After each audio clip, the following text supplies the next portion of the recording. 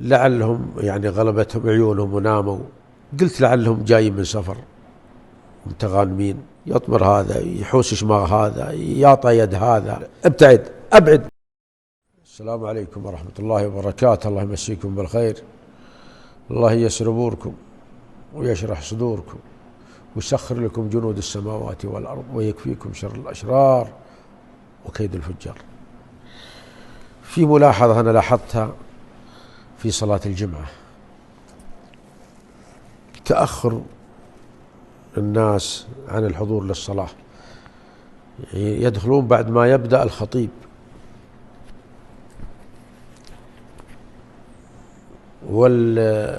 هذا الأشخاص اللي أنا أعرفهم وأنت يا المشاهد تعرفهم، تجدك جالس في المسجد تشوف يتعدون بعد ما بدأ الخطيب، يعني ما يعرفون الناس فضل التبكير، الساعة الأولى، الساعة الثانية، الساعة الثالثة، الساعة الرابعة إلى آخره.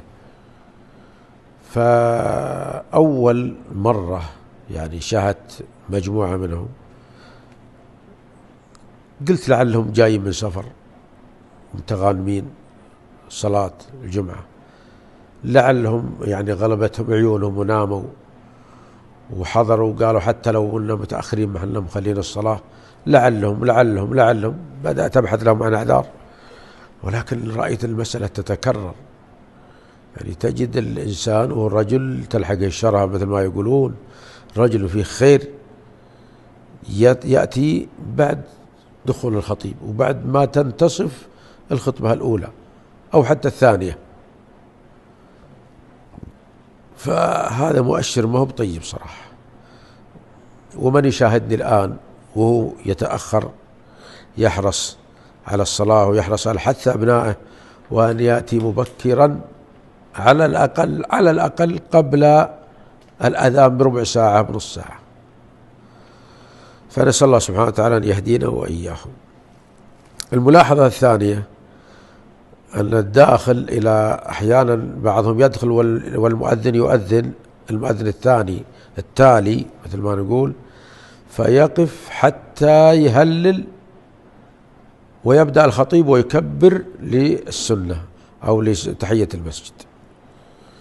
فالسؤال أيهما أولى، سماع الخطبة أو سماع المؤذن والترديد خلف المؤذن؟ في الحقيقة أن سماع الخطبة هو الواجب، فإذا دخلت المسجد ويؤذن صل حتى تدرك الخطبة. وفيه أيضا بعض الملاحظة من بعض الناس وليس كل الناس، تجده يأتي متأخر ويقف ويتلفت يمين وتلفت يسار، قدامه 10 صفوف 15 صف 20 صف، وقفته هذه على أساس أنه يشوف في المقدمة عن فراغ ممكن يصل إليه. الرجال حصل فراغ يجي للشبر فقط، شوفوا كم يطمر حتى يصل إلى الفراغ،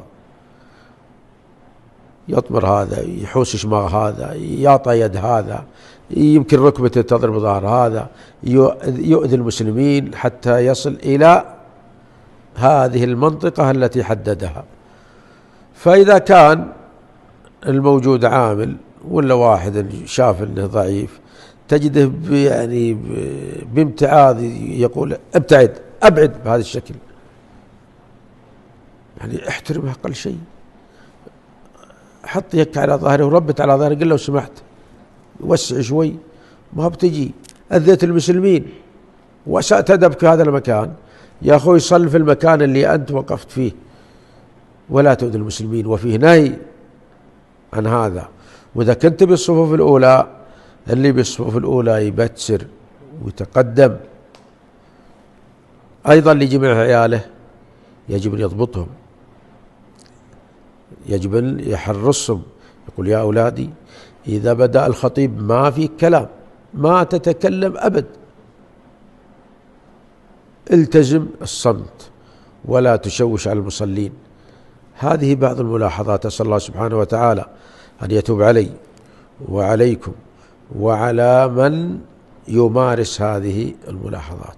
من كانت فيه يعقد العزم على تركها وطردها، ومن لم تكن فيه فليحمد الله على نعمته. السلام عليكم ورحمة الله وبركاته.